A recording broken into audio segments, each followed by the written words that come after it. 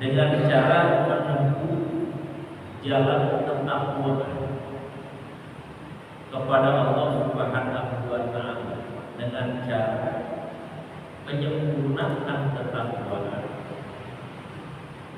dengan cara bersungguh-sungguh di dalam melaksanakan apa yang menjadi perintah Allah, juga bersungguh-sungguh meninggalkan semua yang menjadi larangan Allah Subhanahu wa Ta'ala. Yang di dalam surat Al-Baqarah Allah menyampaikan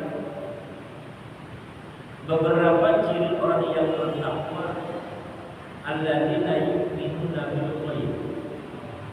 Mereka beriman, percaya, meyakini terhadap hal-hal gaib yang memang Allah ciptakan dan memang Allah adakan sesuatu yang gaib tersebut, baik dengan adanya para malaikat, dengan adanya surga neraka, dengan adanya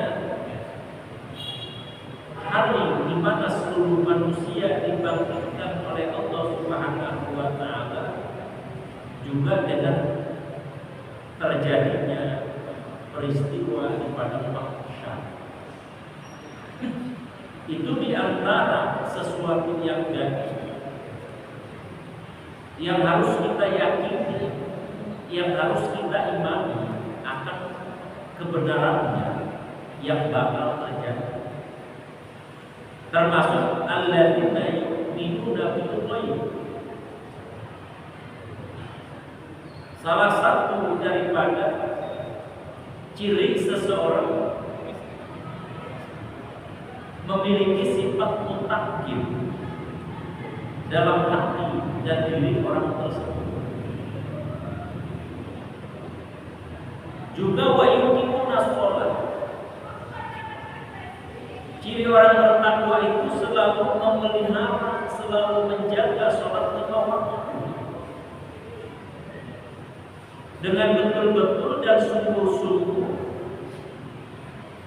mengerjakan sholat yang ia kerjakan dengan sesempurna mungkin. Dia jaga syarat dan rukunnya, dia jaga adab-adab di dalam melaksanakan sholatnya, dia laksanakan segala bentuk sunnah yang berada pada sholat tersebut. Juga ya'muruna bil huquqina, dia berusaha selalu memberikan hak-hak terhadap sholat tersebut. Ini orang muttaqin. Muttaqin itu orang yang menempuh jalan ketakwaan kepada Allah Subhanahu wa Ta'ala, yang dengan jalan takwa tersebut seseorang berarti sedang mengejar dan menempuh puncak daripada keimanan.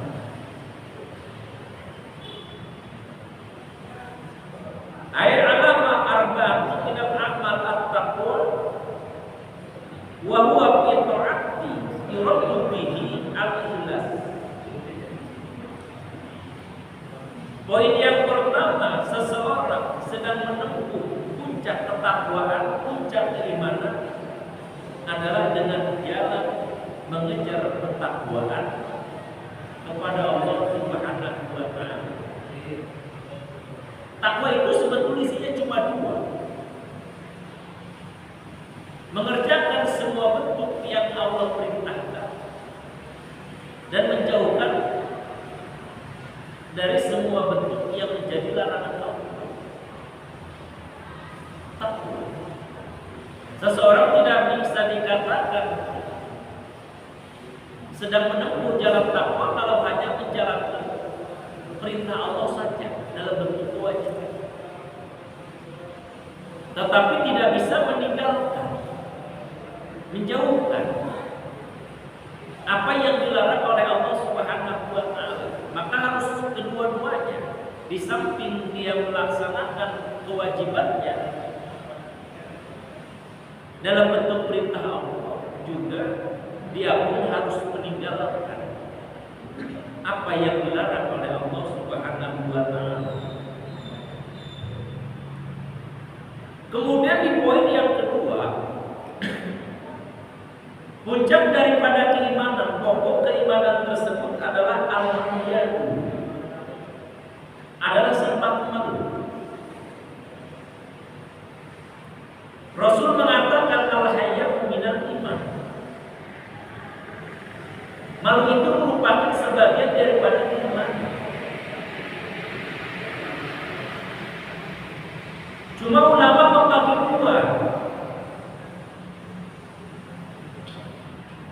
dalam istilah malu ini, dalam al-haya ini. Wa huwa nau'an, sifat haya yang ada pada manusia, pada diri kita ini, nau'an. Ini terbagi dua.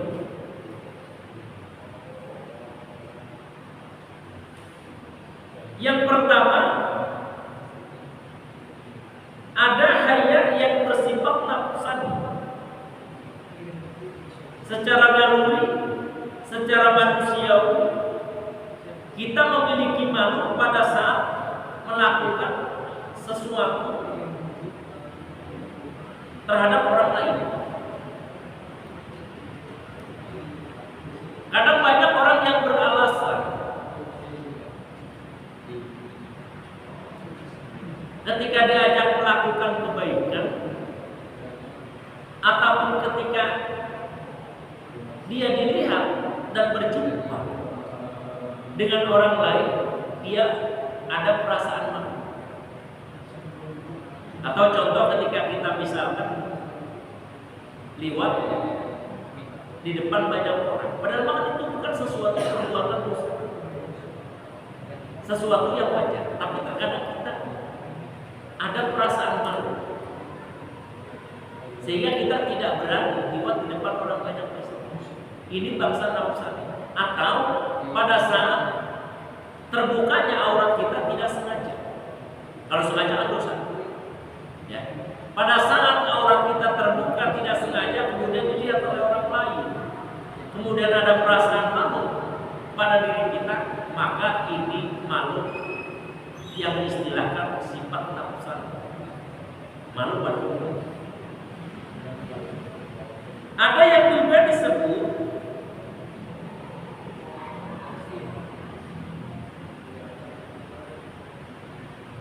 dengan istilah malu yang kedua, yaitu apa? Malu bangsa iman, karena perasaan iman, ada keimanan di dalam dirinya, di dalam hatinya, sehingga pada saat orang tersebut melakukan suatu kesalahan, melakukan satu perbuatan dosa ataupun maksiat, ia merasa malu dirinya kepada Allah Subhanahu wa taala.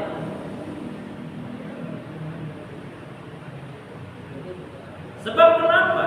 Banyak orang yang melakukan perbuatan maksiat, banyak orang yang melakukan perbuatan salah, perbuatan dosa, dia berani melakukan karena tidak memiliki rasa malu kepada Allah Subhanahu wa taala. Ketika dia dilihat orang, mungkin dia tidak mau melakukan. Ketika tidak ada orang, padahal dia selalu dalam pengawasan Allah Subhanahu wa taala, tapi dia tetap berani melakukan kesalahan, berarti orang tersebut tidak memiliki sifat malu kepada Allah Subhanahu wa taala yang disebut dengan malu bangsa iman. Seperti bulan suci Ramadan. Bulan suci Ramadan itu ketika siang hari kita nggak puasa, mungkin orang nggak ada yang tahu. Ya. Bulan suci Ramadan ini, orang-orang melaksanakan ibadah puasa.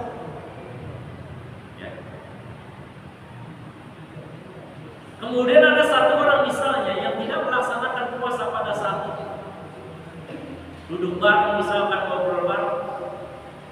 Yang lain puasa dia tidak mungkin, dia tidak ketahuan sedang tidak melaksanakan puasa.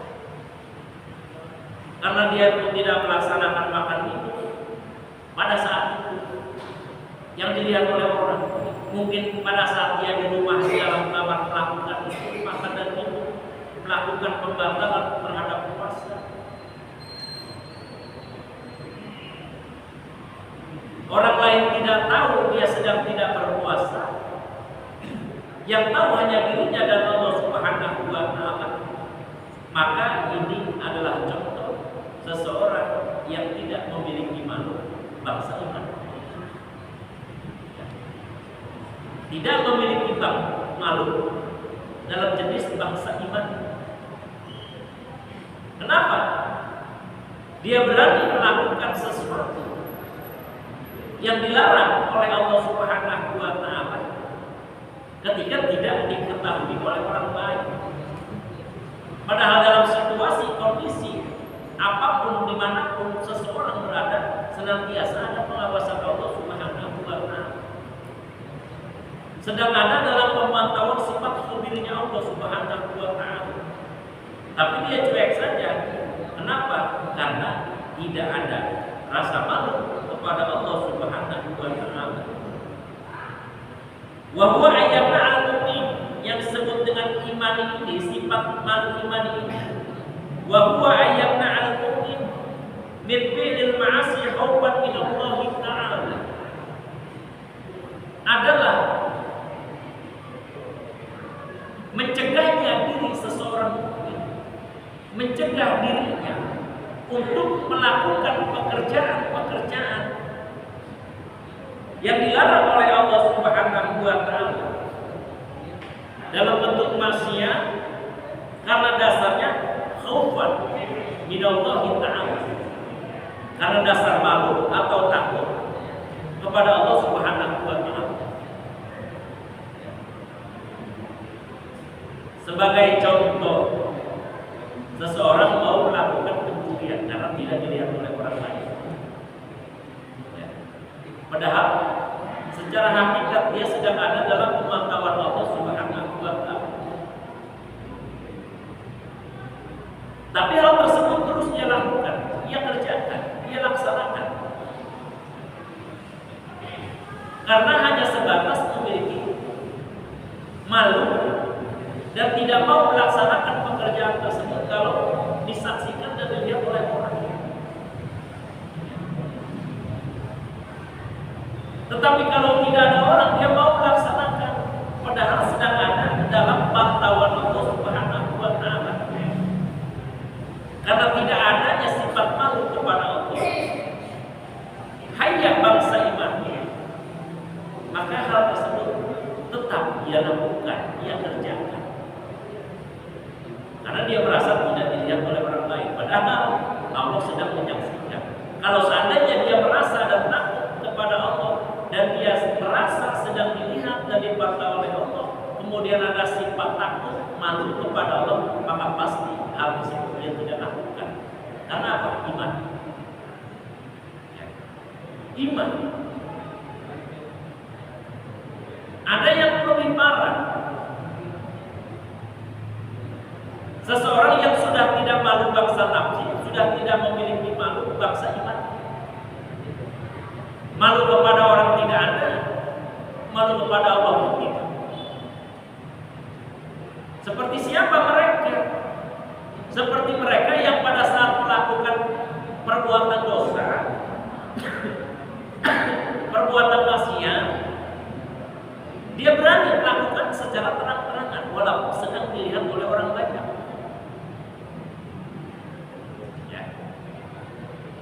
Pada saat seseorang melakukan perbuatan dosa, perbuatan maksiat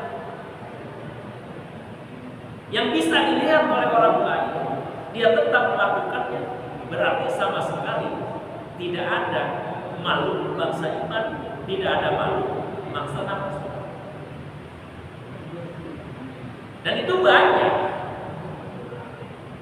ya, dan itu banyak orang-orang yang tidak memiliki malu iman, juga makhluk bangsa kita. Ada kadang di dalam pada saat bulan suci Ramadan itu memang orang Muslim itu diwajibkan untuk melaksanakan puasa di siang hari.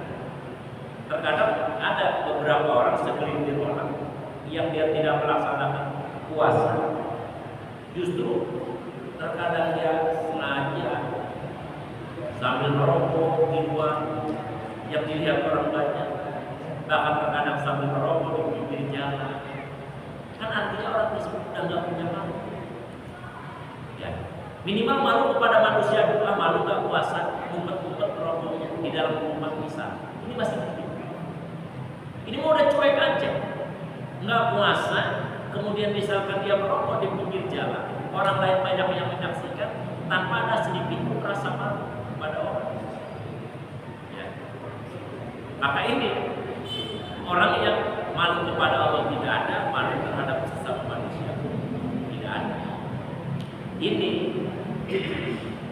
merupakan sesuatu yang teramat dahsyat. Ya. Nah, maka orang-orang yang ada di puncak keimanan, yang memperoleh ciri orang tersebut sedang menempuh pokok iman pada dirinya, orang tersebut selalu dirinya itu dipenuhi dengan rasa malu. Malu kepada manusia dan juga malu kepada Allah Subhanahu wa Ta'ala.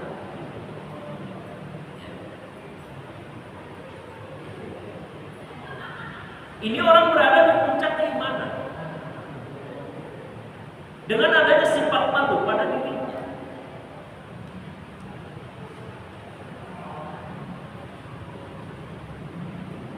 Seperti kita contoh, kita terkadang melakukan tidak jadi melakukan satu kesalahan, satu perbuatan dosa karena disaksikan oleh orang lain. Ya. Begitu orang lain tidak ada, maka kita beraksi. Padahal Allah tetap menyaksikan. Ketika seseorang di dalam dirinya ada dua malu tersebut, iman dan nafsani, maka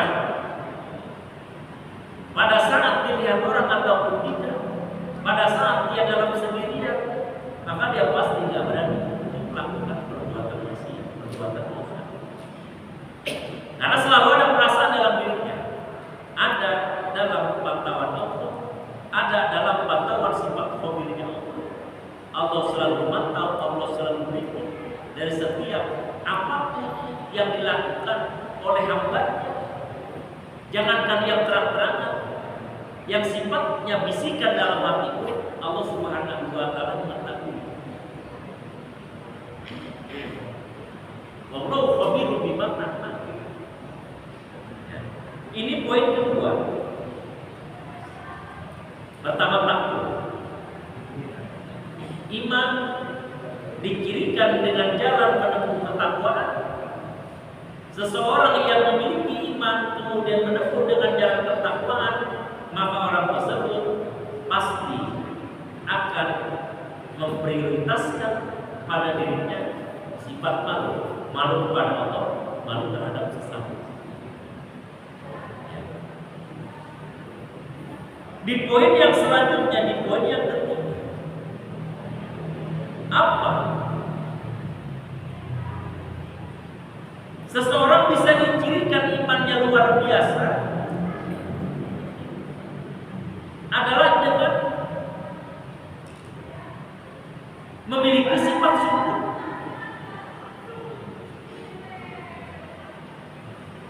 Selalu bersyukur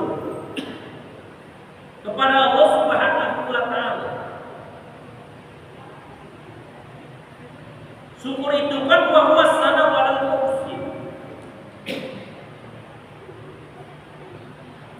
ungkapan dalam bentuk pujian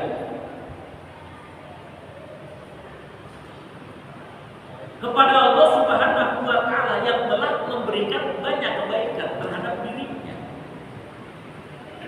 Dengan apa? Bidzikri ihsanihi, dengan menyebut-nyebut kebaikan, nikmat dalam bentuk tahadus binikmat dari Allah Subhanahu wa taala. Maka kan kita paling tidak pada saat kita diberikan nikmat oleh Allah, paling tidak kita spontan mulut kita mengucapkan alhamdulillah.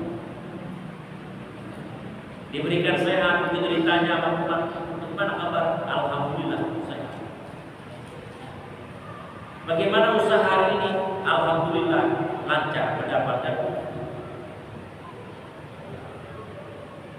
Bagaimana urusan yang sedang dihadapi? Alhamdulillah sudah mendapatkan jalan keluar. Syukur.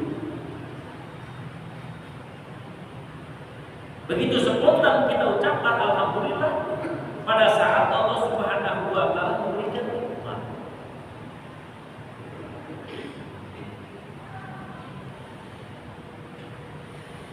Anak menempuh pendidikan sekolah kemudian mendapatkan kelulusan yang luar biasa, alhamdulillah lulus dengan nilai yang berkualitas.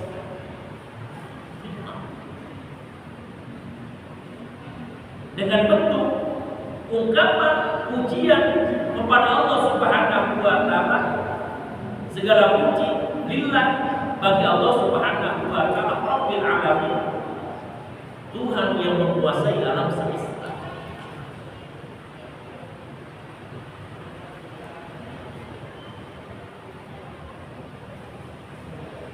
Maka bisa dicirikan paling rendahnya iman seseorang kalau pada saat diberikan nikmat dia sudah tidak bersyukur pada Allah Subhanahu wa taala. Sebab pada saat memberikan nikmat Allah itu kan gak pandang bulu, tidak melihat orang yang imannya rendah, tidak melihat orang yang imannya tinggi, tidak melihat orang yang rajin ibadah, juga tidak melihat orang yang malas di dalam ibadah. Itu Allah memberikan. Bahkan Allah pada saat memberikan nikmat tidak memandang apakah dia orang kafir, apakah dia orang mukmin, tetap diberikan oleh Allah Subhanahu wa taala.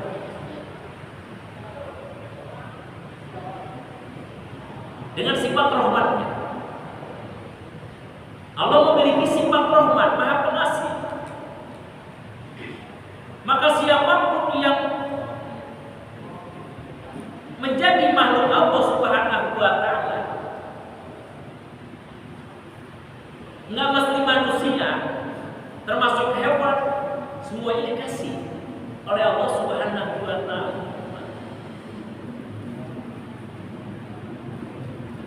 Dikasih rezeki. Kita dikasih rezeki oleh Allah, binatang dikasih rezeki oleh Allah, bahkan binatang mendapatkan rezekinya nggak mesti sekolah, karena memang sudah ketetapan dari Allah, setiap makhluk Allah pasti akan Allah kasih rezeki. Cicak dari tembok, dia nggak punya sayap, dia nggak bisa terbang. Cara mendapatkan makanan kadang serangga yang bisa terbang, nyamuk bisa terbang, dia nggak bisa terbang. Tapi terkadang yang menjadi santapan rezeki makannya adalah binatang-binatang serangga yang bisa terbang. Kan secara logika kayaknya nggak mungkin. Cicak yang nggak punya sayap nggak bisa terbang. Kok makanannya hewan-hewan yang bisa terbang?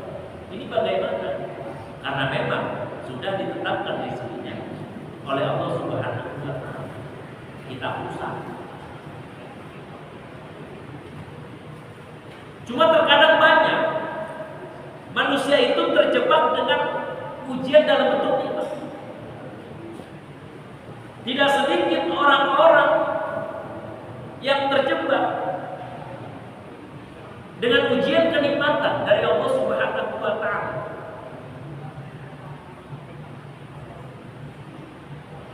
Manusia hidup, selama manusia itu hidup, selalu Allah berikan ujian. Selagi manusia hidup di alam dunia, maka ketika kita menjalankan proses kehidupan di alam dunia, itu selalu Allah berikan ujian, baik ujian dalam nikmat, ujian dalam bentuk kesulitan, kesukaran.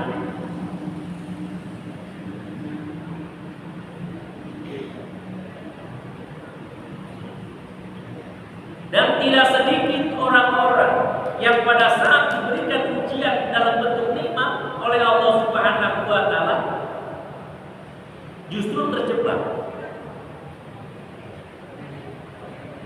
dengan ujian kenikmatan tersebut. Kadang orang diberikan ujian penyakit misalnya. Kadang orang diberikan ujian masalah ekonomi. Kadang seseorang diberikan ujian dalam bentuk apapun itu yang menyulitkan terhadap dirinya. Tapi dengan ujian tersebut kadang orang justru semakin dekat dengan Allah. Pada saat kita dikasih penyakit oleh Allah misalkan, sedang berbaring misalnya di rumah sakit, terkadang kita lebih banyak zikir kepada Allah, ya Allah, astagfirullah. Kan gitu. Banyak orang yang pada saat kondisi sakit terkadang justru sambil memegang tasbih dan berzikir kepada Allah Subhanahu wa taala. Dia sadar ujian dari Allah.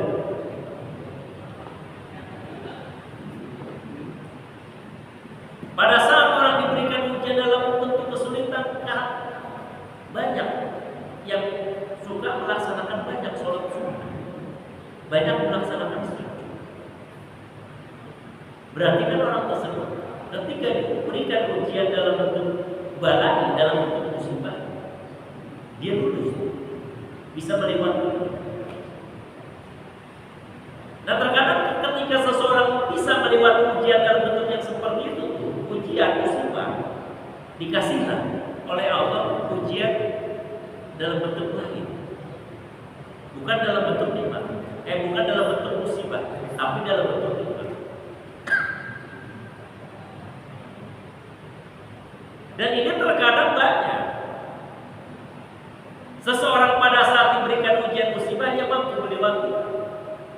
Ketika diberikan ujian dalam bentuk yang lain, dalam bentuk nikmat, justru terkadang orang tersebut tidak mampu melewati.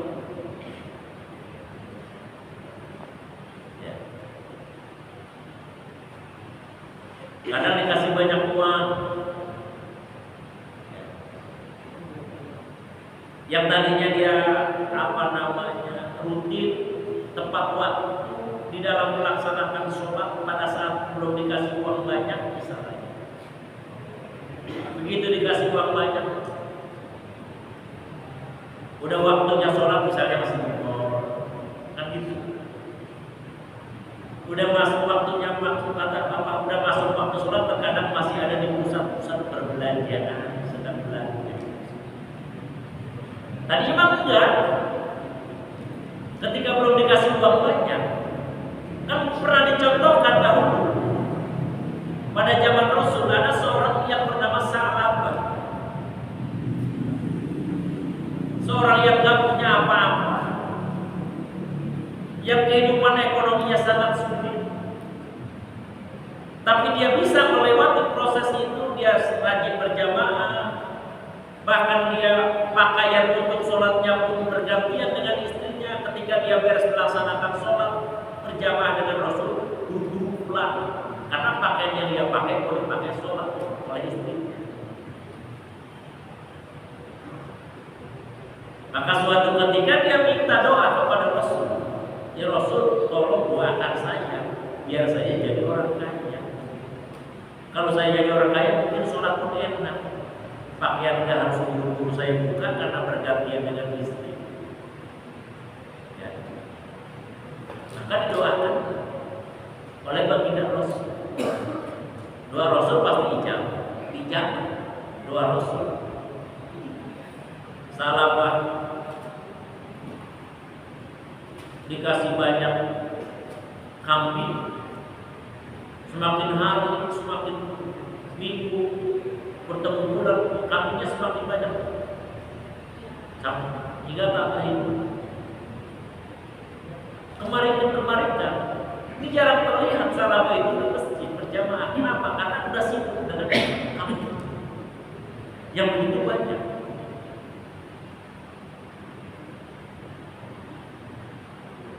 Semakin hari tidak kelihatan berjamaah dengan semakin repot dengan binatang peliharaan.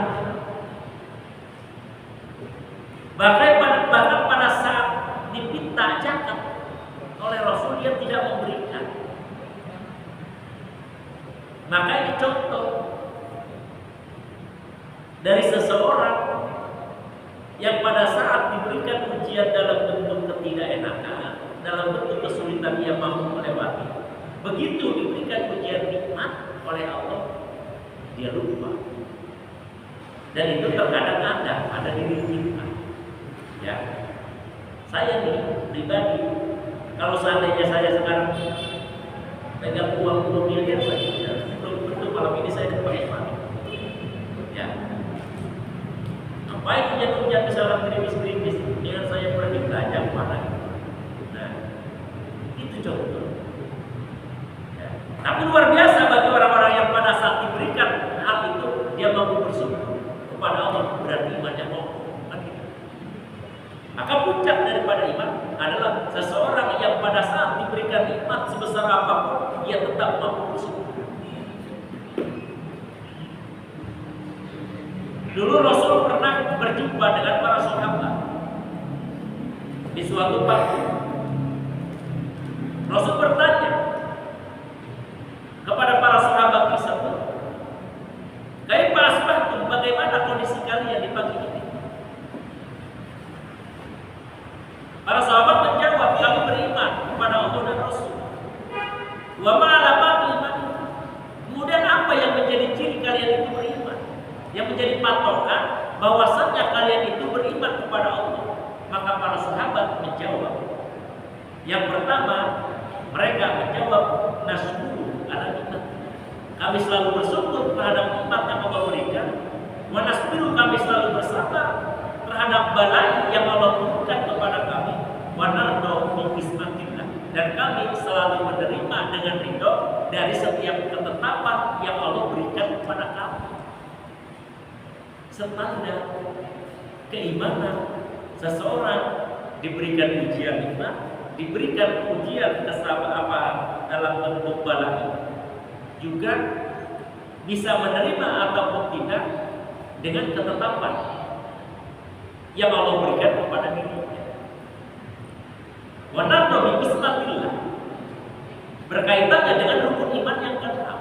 Di rukun iman yang keenam adalah beriman terhadap ketetapan dari Allah, khairihi wa syarrihi.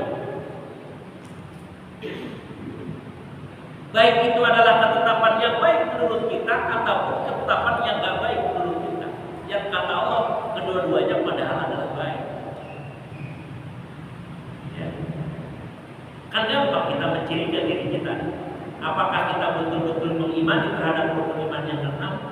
Ya kan, kita tanya saja pada diri kita. Ketika kita diberikan kesulitan, masihkah kita masih suka mengeluh, terutama mengeluh kepada orang lain? Gitu.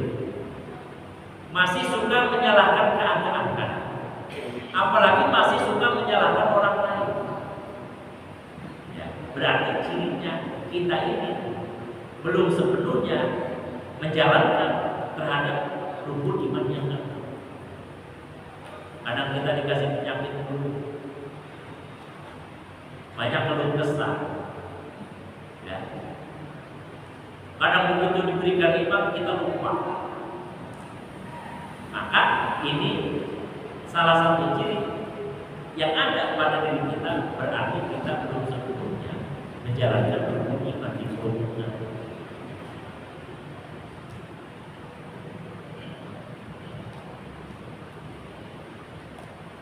Tadi ada syukur, lawan syukur adalah sabar. Ya. Syukur ketika seseorang diberikan kondisi yang enak oleh Allah, diberikan nikmat. Sabar berarti seseorang pada saat diberikan kondisi yang tidak enak, baik diberikan penyakit, bala, musibah, permasalahan yang nggak kunjung selesai misalnya. Maka yang dibutuhkan sebagai standar keimanan seseorang adalah dengan sifat sabar. Yang pada dasarnya sabar ini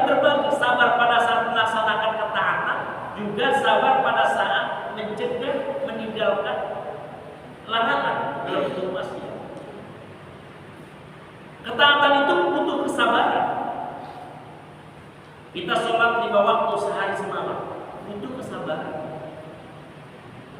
Ya, kadang sedang enak-enaknya kerja misalnya, kadang sedang enak-enaknya berkumpul dengan anak istri, waktu sholat masuk.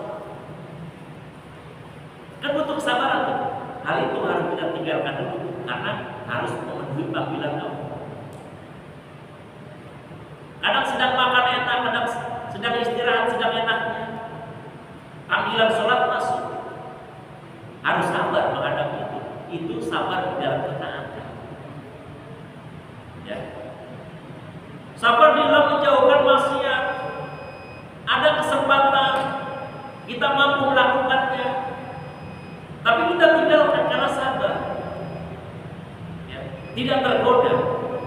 Seseorang yang tidak tergoda dengan maksiat yang mampu ia laksanakan dan ada kesempatan, berarti ia mampu mengungkapkan, mempraktekkan sabar pada dirinya pada saat meninggalkan kemaksiatan.